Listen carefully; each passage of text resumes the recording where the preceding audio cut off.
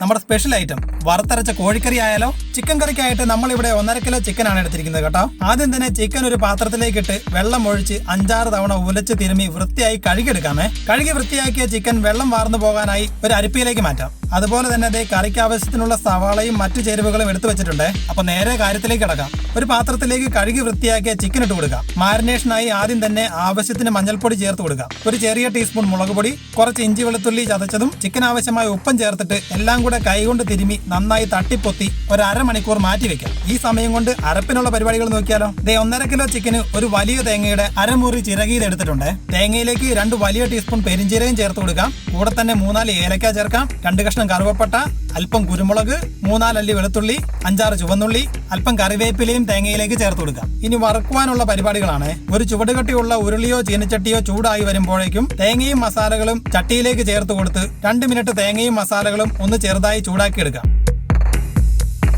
ചെറുതീയിൽ 2-3 minute തേങ്ങ ഒന്ന് fry ആയി വെള്ളമയമൊക്കെ മാറി വരുന്ന സമയത്ത് 2-3 ടേബിൾ സ്പൂൺ നല്ല നാടൻ വെളിച്ചെണ്ണ ഒഴിച്ചു കൊടുത്ത് തേങ്ങയും മസാല കൂട്ടുകളും നല്ല ബ്രൗൺ നിറത്തിലേക്ക് ആകുന്നത് വരെ ഫ്രൈ ചെയ്തെടുക്കണം. നല്ല ചുവടുകട്ടിയുള്ള ഉരുളി ആയതുകൊണ്ട് തന്നെ അല്പം സമയമെടുക്കും ഫ്രൈ ആയി കിട്ടാൻ. അങ്ങനെ തേങ്ങയെല്ലാം നന്നായി മൂത്ത് കിട്ടിയിട്ടുണ്ട്. ഇനി അല്പം പൊടികൾ ചേർത്ത് കൊടുക്കാം. 1/2 ടീസ്പൂൺ മഞ്ഞൾപ്പൊടി, 1.5 ടീസ്പൂൺ മുളക് പൊടി, 2-2.5 ടീസ്പൂൺ മല്ലിപ്പൊടിയും ചേർത്ത് ചെറുതായി ഒന്ന് പച്ചമണം മാറുന്നത് വരെ മൂപ്പിച്ചെടുക്കണം.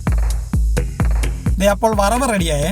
ഇനി ചെറുതായി ഒന്ന് തണുത്ത് വരുമ്പോഴേക്കും മിക്സിയുടെ ജാറിലേക്ക് മാറ്റി അല്പം പോലും വെള്ളം ചേർക്കാതെ തന്നെ നന്നായി അരച്ചെടുക്കണം.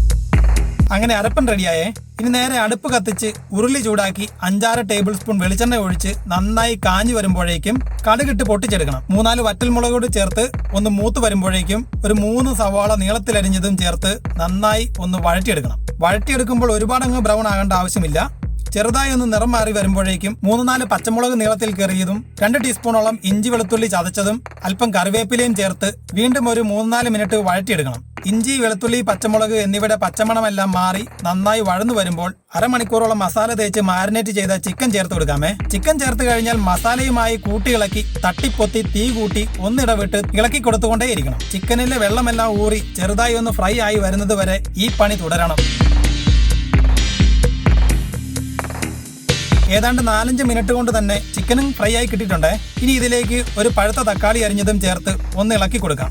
അപ്പോൾ സംഗതി സെറ്റ്. ഇനി ഈ കൂട്ടിലേക്ക് വറുത്തരച്ചെടുത്ത തേങ്ങാ മസാലയും ചേർത്ത് ചിക്കനിലേക്ക് ഇളക്കി ചേർത്തെടുക്കാം. ഇനി ചാറിന് ആവശ്യമായ വെള്ളം ചേർത്ത് കൊടുക്കാം. കഷ്ണങ്ങൾ മുങ്ങി നിൽക്കാൻ പാകത്തിന് വെള്ളം ഒഴിച്ച് തീ കൂട്ടി വെക്കാം.